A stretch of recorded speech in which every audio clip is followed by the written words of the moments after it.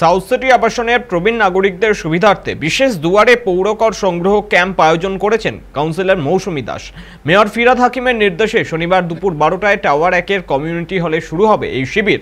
3 বছর আগে স্বাস্থ্যসাথী কার্ড শিবিরে সাউথ সিটি বাসিন্দারা ব্যাপক সাড়া দেখিয়েছিলেন। একদিনে 500-র অধিক পরিবার কার্ড করিয়েছিলেন। আর এবার পৌরকর বিভাগ থেকে শীর্ষ আধিকারিকরা হাজির থেকে প্রবীণ নাগরিকদের কর আদায়ে তাৎক্ষণিক পরিষেবা দেবেন।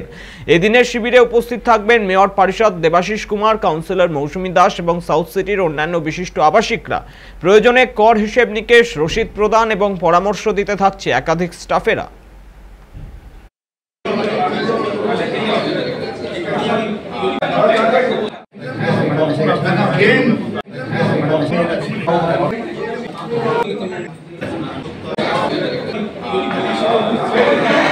বহু মানুষ উপকৃত হবে, বিশেষ করে সাউথ সিটি রেসিডেন্ট।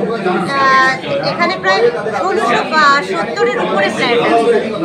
অনেক বয়স্ক মানুষ বাস করেন, তারা জানেন না কোথায় যেতে হবে, কিভাবে ট্যাক্স দেবেন।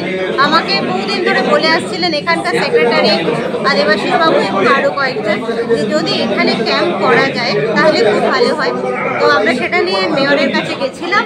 মেয়র সাথে সাথেই অর্ডার দিয়ে দিয়েছেন এবং দেখতে পাচ্ছেন আজকে দুয়ারে কেএমসি চলে এসেছে।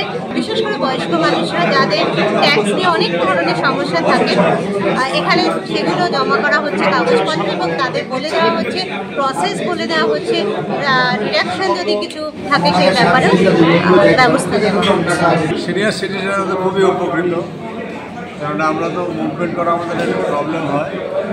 এই যে আপনারা এসছেন, সুন্দর ব্যাপার।